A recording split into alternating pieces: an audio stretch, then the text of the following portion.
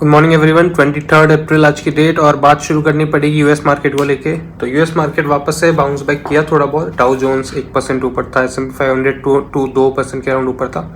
ये सब हुआ है ट्रंप के यूटर्न पॉलिसी की वजह से। यूटर्न पॉलिसी नहीं बट ट्रंप के यूटर्न वापस मारने की तरफ से उनका स्टेटमेंट आया है कि there is no intention to fire Powell right now. और एक काफ़ी पॉजिटिव, काफ़ी अच्छी न्यूज़, क्योंकि जो हम लोग सोच रहे थे कि शायद ये पोवेल को हटा के किसी एक ऐसे एग्जीक्यूटिव को या एक ऐसे इंसान को लेके आए जो सिर्फ इन्हीं की बात मानेंगे, तो वो एक ट्रस्ट ब्रेक करता है इन्वेस्टर्स के बीच में, कॉमन पीपल के बीच में, गवर्नमेंट के बीच में। इसके अलावा टेस्ला आज 7% की करीबन ऊपर था। उसका कल रिजल्ट आया, रिजल्ट काफ़ी ख़राब रहा। इसके बाद भी टेस्ला ने 7% ऊपर रैली करी। रिजल्ट अगर मैं बोलूँ तो जो नेट प्रॉफिट है वो 71% घटा और रेवेन्यू 9% घटा। ये इसलिए आज इतने ख़राब रिजल्ट के बाद भी टेस्ला 7% इसलिए भागा क्योंकि इलॉन मस्क की तरफ से स्टेटमेंट आई है कि वो अमेरिकन गवर्नमेंट के काम से थोड़ा सा टाइम हटाएंगे और वापस से टाइम लगाने वाले हैं वो टेस्ला के आगे फ्यूचर के लिए और आगे देखने के लिए। अमेरिकन मार्केट के बारे में हम लोग यहीं तक रखते हैं। इंडियन मार्केट कैसा परफॉर्म किया? इंडियन मार्केट काफ़ी हद तक ठीक ठाक परफॉर्म था। सुबह ओपन हुआ काफ़ी अच्छे मार्जिन से, आई गेस 0.7-0.8% के मार्जिन से। धीरे धीरे नीचे की तरफ आया निफ्टी और एक बार नेगेटिव में भी गया, बट जब क्लोज हुआ था 0.6% ऊपर की तरफ क्लोज हुआ। सेम गोज विद सेंसेक्स 0.6% ऊपर की तरफ क्लोज हुआ। काफ़ी सारी कंपनीज के कल रिजल्ट्स आए थे। One of the major companies हम लोग अभी बात करेंगे जो है वारी एनर्जीज। वारी एनर्जीज का सबसे पहले हमें समझना पड़ेगा वारी एनर्जीज करती क्या है। वारी एनर्जीज एक बहुत पॉपुलर नेम है क्योंकि वो वारी रिन्यूएबल के साथ एसोसिएटेड है। वारी एनर्जीज पीवी मॉड्यूल्स बनाती है। पीवी मॉड्यूल्स क्या होता है? फोटो वोल्टेक मॉड्यूल्स होते हैं। फोटो वोल्टेक मॉड्यूल्स वो मॉड्यूल्स होते हैं या वही चिप होते हैं या फिर हम बोल सकते हैं वही कंपोनेंट होते हैं जो कि सन रे फोटोन्स को कन्वर्ट करते हैं हमारे इलेक्ट्रिसिटी में। और वारी एनर्जीज का कल रिजल्ट आया, काफ़ी अच्छा रिजल्ट है। अगर मैं रेवेन्यू ईयर ऑन ईयर देखूँ तो 36% ग्रो हुआ है और मैं बॉटम लाइन प्रॉफिट देखूँ अगर ईयर ऑन ईयर तो करीबन 34% ग्रो हुआ है। अगर मैं Q1Q भी देखता हूँ तो बॉटम लाइन और टॉप लाइन और बॉटम लाइन 17% और 70% ग्रोथ ग्रो हुआ है। बट ऐसी कंपनीज में एक प्रॉब्लम आती है। प्रॉब्लम ये आती है कि ये कंपनीज कोई B2C वाली कंपनी नहीं है। इसका जो मेजर बिजनेस है वो B2B है। तो इसका जितना भी काम अगर हम ऑब्जर्व करें या हमें इसको एनालिसिस करना हो तो आई थिंक सिर्फ ये ऑर्डर बुक से एनालाइज हो सकती है और किसी भी तरीके से एनालाइज नहीं हो सकती, क्योंकि ये सोलर पैनल या सोलर की कंपोनेंट्स कोई ऐसी चीज़ नहीं है जो कि इंसान रोज़ जाके ख़रीद ले। जैसे कि कोई लिपस्टिक हो गया या कोई क्रीम हो गया या फ़ोन हो गया, इवन हर एक 2 साल में या 1 साल में चेंज करे। सोलर पैनल एक ऐसी चीज़ है जो कि अगर एक बार रख गई तो फिर 5-10 साल तक आपको वापस खर्चा करने की कोई ज़रूरत नहीं है। और इवन सोलर पैनल में आई डोंट थिंक सो कि कोई ब्रांड एसोसिएटेड होगा कभी भी। जिस तरह हम लोग अगर फ़ोन लेने जाते हैं तो we will first think of Apple या सैमसंग और उसके बाद हम लोग नीचे आते रहते हैं iQ, वीवो, ओप्पो, इन सब पे। बट सोलर पैनल के केस में ऐसा नहीं होता। सोलर पैनल के केस में अगर आपको वारी का कोई सोलर पैनल 10,000 रुपये का मिल रहा है और उसके आसपास का या उससे थोड़ा सा क्वालिटी में ख़राब या फिर हम कह सकते हैं डिग्रेडेड क्वालिटी या डिग्रेडेड उसके फंक्शन में अगर आपको 5,000 का भी मिल रहा है, 6,000 का भी मिल रहा है, तो for a person from middle class in a country like India वो 5-6 हज़ार का प्रेफर करेगा। वो वारी के पास नहीं जाएगा, वो 10,000 रुपये का नहीं लेगा वारी के पास। तो बस एक यही इसमें ज़्यादा दिक्कत होती है इन जैसी कंपनीज़ में। एबिटा मार्जिन्स अभी भी इनके बड़े हैं, जो कि एक बहुत अच्छी बात है। और एक न्यू फैसिलिटी खोलने वाले मेरे ख्याल से प्रोडक्शन की, तो इस कंपनी को देखना भी बहुत इंटरेस्टिंग रहेगा आगे। मेरी क्या रिकमेंडेशन है, तो मुझे नहीं पसंद आते सोलर के कभी भी कंपनीज। हाँ ये है, जब वारी रिन्यूएबल की रैली शुरू हुई थी उसके 2 महीने पहले से मैंने उसको ट्रैक करना स्टार्ट किया था और even I was thinking to buy some stakes in that company, but कहीं ना कहीं वो मिस हुआ और मैंने रैली मिस करी थी। बट ठीक है, मैं ज़्यादा दुखी नहीं हूँ उस चीज़ से। जो दूसरी कंपनी के बारे में बात करेंगे जिसका रिजल्ट आया है वो एक और हमारे पास IT कंपनी आ जाती है, L&T Mindtree, एक बहुत बड़ी IT कंपनी इंडिया की। इसका रिजल्ट भी काफ़ी ओकेश रहा। ईयर ऑन ईयर 10% का ग्रोथ था, Q1Q 1% का ग्रोथ था।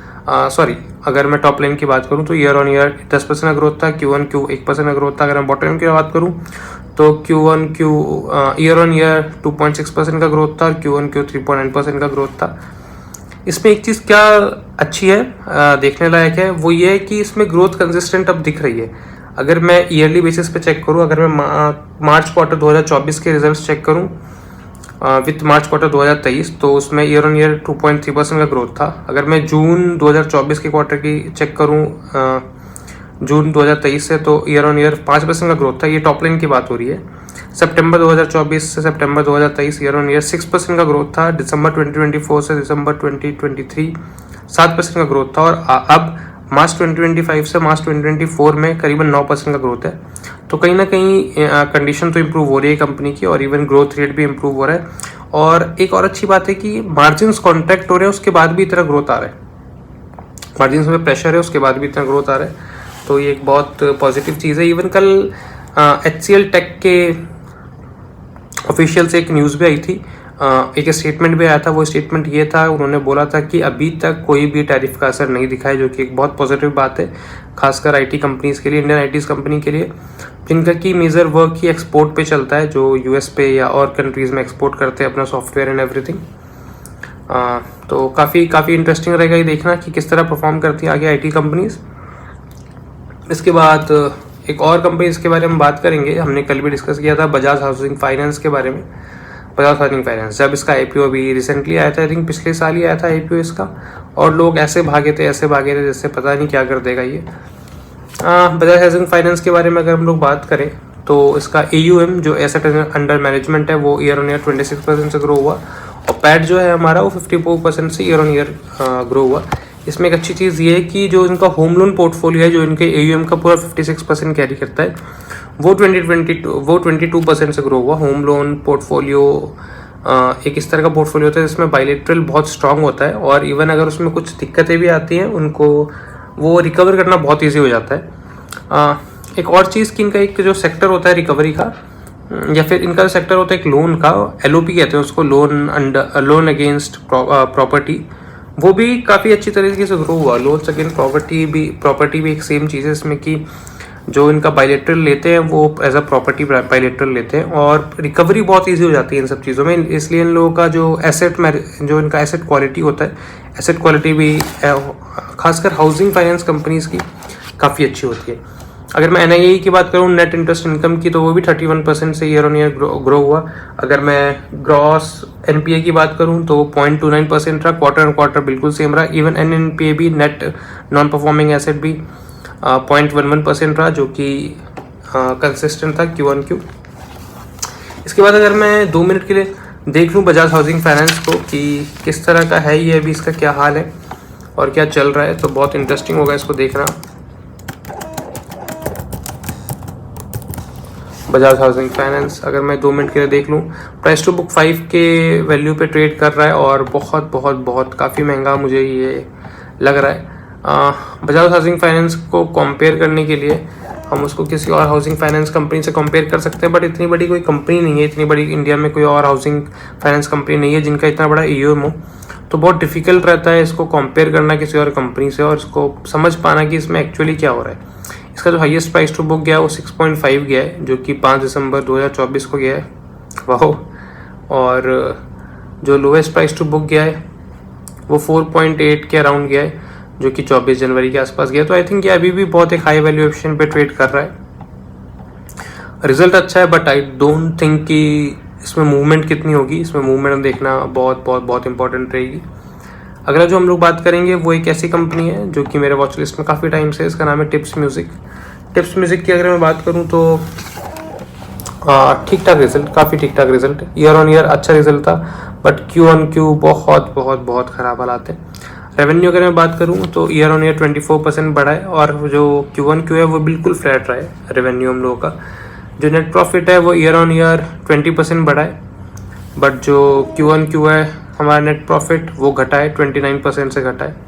ऐसा क्यों हो रहा है? ऐसा इसलिए हो रहा है क्योंकि इनमें इनके जो मार्जिन है वो काफ़ी हेवीली फॉल हुए हैं, वो 72% से 48% के अराउंड फॉल हो गए हैं।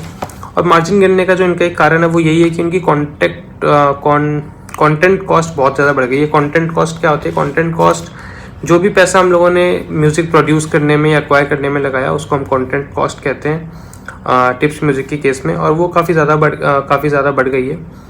इवन इस बार जो इन लोगों ने सॉन्ग्स को न्यू एक्वायर किया है या बनाया है वो प्रीवियस ईयर से काफ़ी कम है। प्रीवियस ईयर 730 सॉन्ग्स के अप्रॉक्स इन लोगों ने बनाए थे और इस साल 440 सॉन्ग्स के अप्रॉक्स बनाए हैं। तो आई डोंट नो कि इसमें इस इंडस्ट्री में क्या इशू चल रहा है या सिर्फ इस कंपनी में इशू चल रहा है।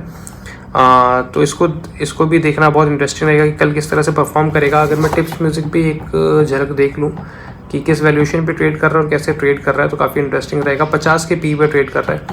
टिप्स म्यूज़िक आई थिंक एक ऐसा कंपनी है, एक ऐसा स्टॉक है जिसको कि अगर आप देखें तो ये ड्रीम नंबर्स है इसके पास। ROE 85% का, ROC 112% का, बट बस एक जो स्टॉक है इसका वैल्यूएशन बहुत हाई है, 50 का पी है अभी भी।